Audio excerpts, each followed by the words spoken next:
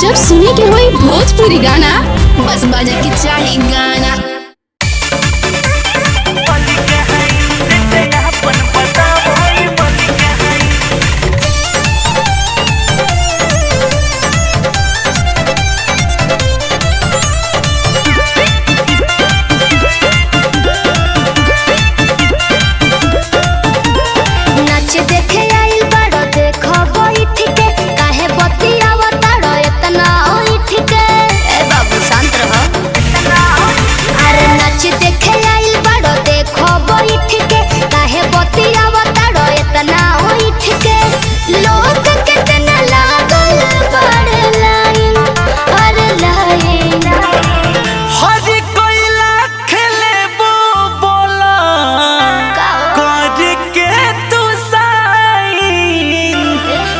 समर को हो रे अपन बताओ ये मलिक है।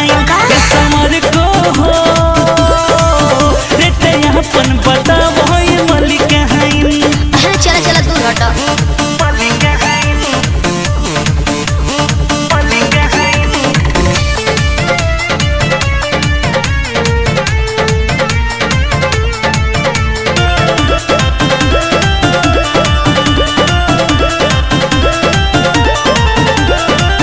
देखे खातिर तो कहले बड़ा साटा कैसे बुझली हल कि धरे दे हगाटा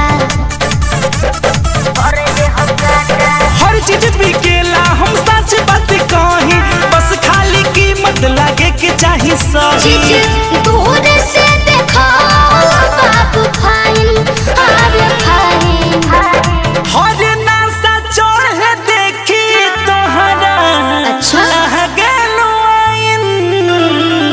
समर को हो रे अपन बताओ ये मलिक है। समर को हो रे अपन बताओ ये मलिक है।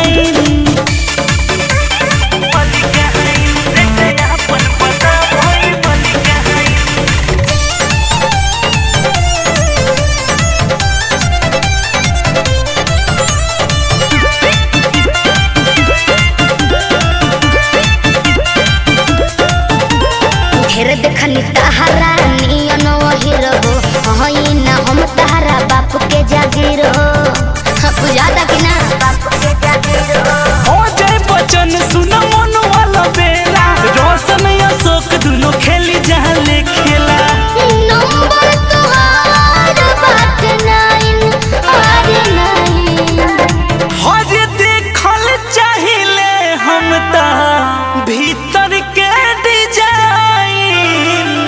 समर को हो रे अपन बताओ ये मलिक है। समर को हो रे अपन बताओ ये मलिक है।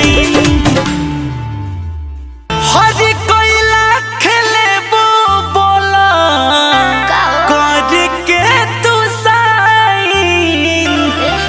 समर को हो रे अपन बता